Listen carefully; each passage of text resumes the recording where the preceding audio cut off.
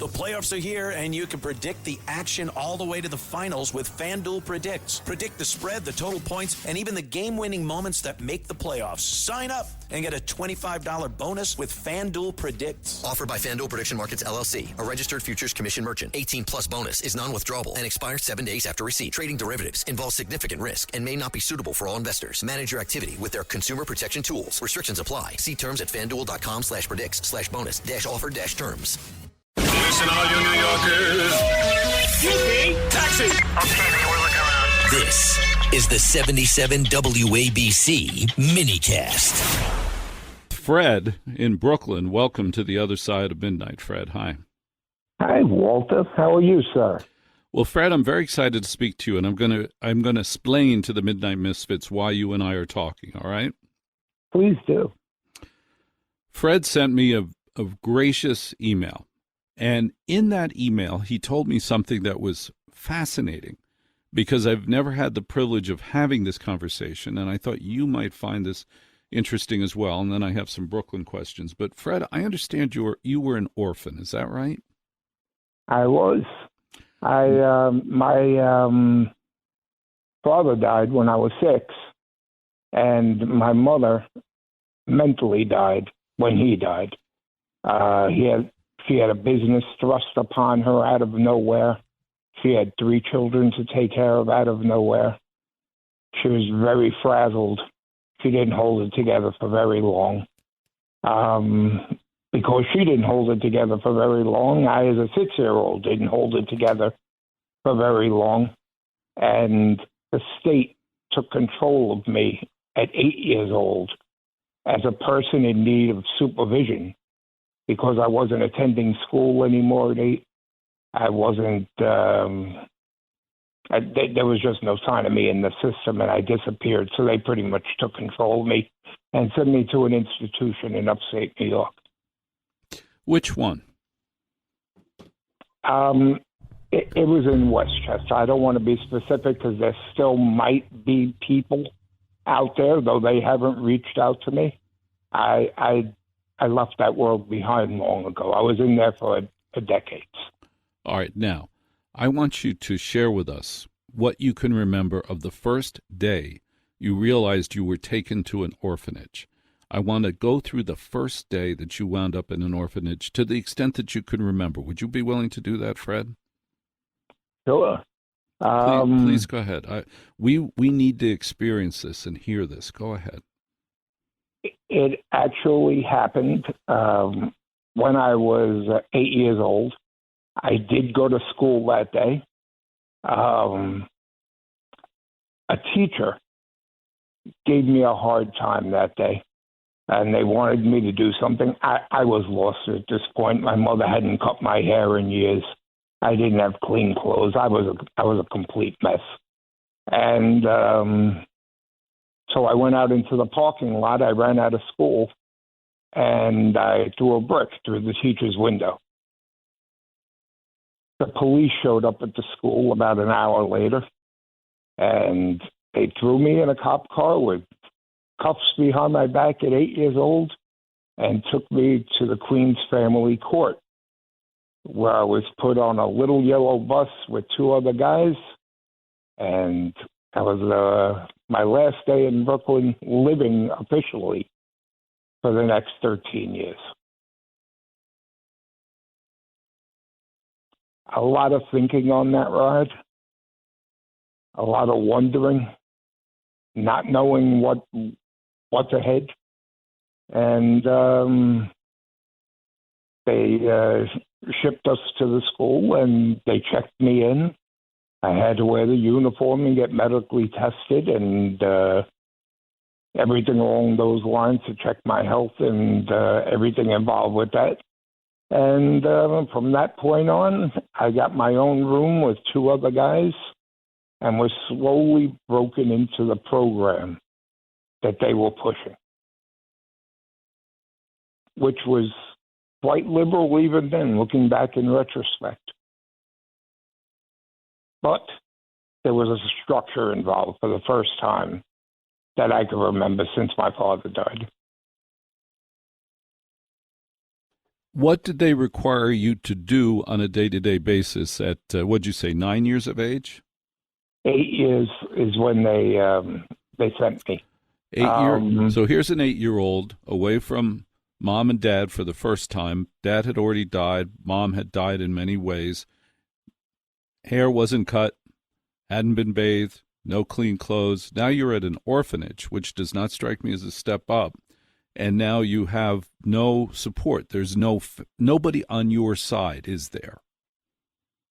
Absolutely no one. I was going through the phase of being brought into the school, and listen, this was 1970.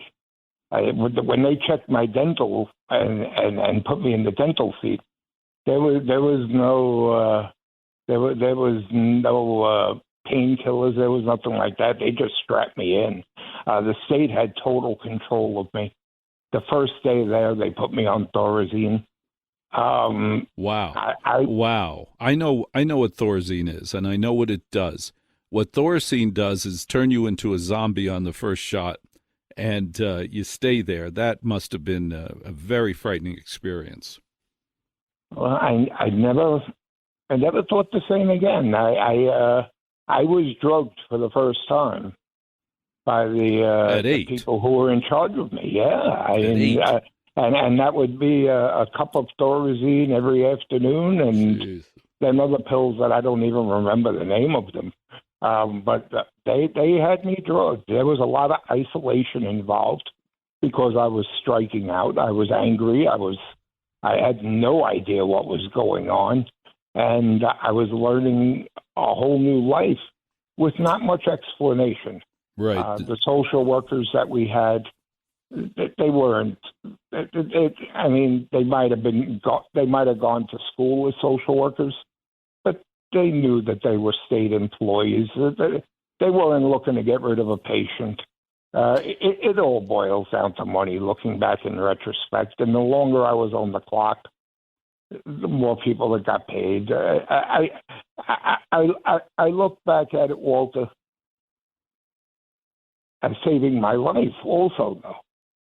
All right, one second, Fred.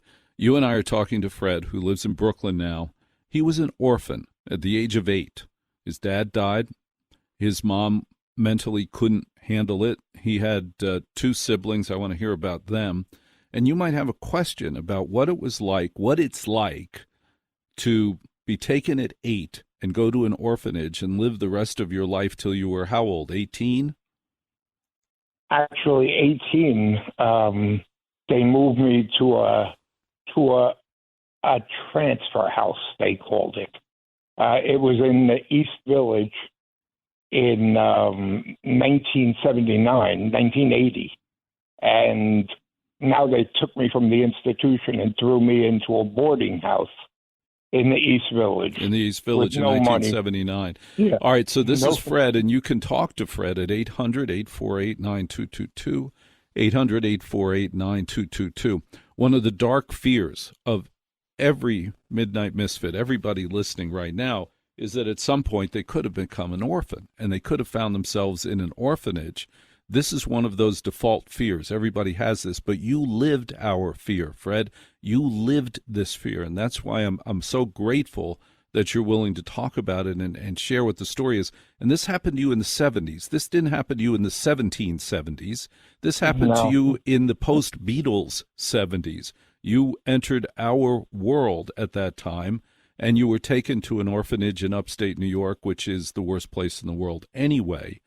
And there you were, and you're generous in telling us the story. And if you have a question for Fred or want to share a thought with Fred, that would be great. The number's 800-848-9222. All right, now let's go back to when you were 8. Now you're 8 years old. You're sharing a room with 2 other kids. How old were they?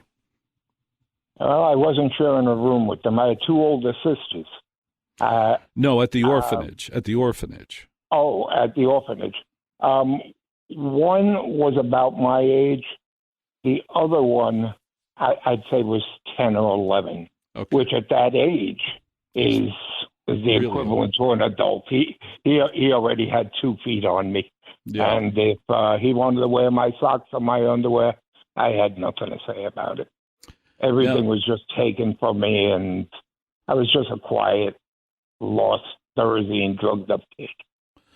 Tell me about the day. How did they structure the day? Well, they had their own school on the campus.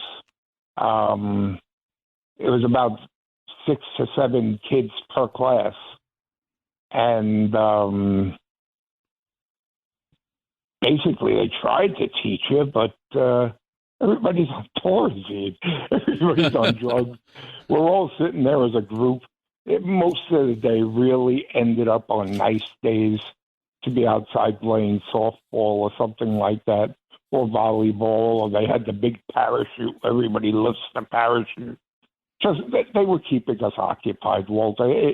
I mean, I learned the basics. I learned what they wanted me to know, and that was it. And otherwise, I wasn't very athletic. I was chunky. I was a mess. So I kept myself busy most of the time on my own little walks. There was a pond. I made my own little fishing rod out of a wooden stick and about 8 foot of string, and catch little perch. But I was a loner. I didn't identify with anybody. I was also one of the only white kids, and I was beaten up a lot for no reason whatsoever. Did the teachers beat you? Did the administrators and teachers beat you? Was there corporal punishment at that school, at that orphanage? When you acted up, they manhandled you as though you were an adult. No one went out of their way other than one teacher who threw a set of keys at me from across the room, and it impaled my arm, one of the keys. Other than that, which was so intentional, it was every time I acted up. They had to get me into a chair. They had to get me into the isolation room. They had to get me into wherever I had to be alone so they could give me another shot or Thorazine or a pill. And the counselors had jobs. They didn't want to lose their jobs. They had cushy jobs. The kids kept coming in and going, coming in and going. But I was, most of them were actually put there by their parents, like Billy Babbitt was in One Flew Over the Cuckoo's Nest. They had little problems at home that they were sent there. But their parents would come and visit them. Their parents would get updates on them. Their parents would bring them gifts on Sundays on visiting days. I can't imagine how this works, Fred. Fred was an orphan sent to upstate New York when he was 8. You might have a question or two for him. 800-848-9222. He's live, and that's the phone number. But I want to ask you in just seconds, what do you mean these were orphans whose parents came up and gave them gifts? That is an amazingly horrible dynamic. I can't even conceive of that.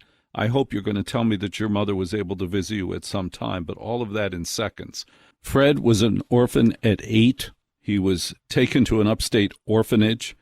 The deepest fear many of us have as a kid is if suddenly we were orphaned and sent to an orphanage. And after you and I talked to Pam, I just have one more question for you, Fred, which is, please tell us how your life is today.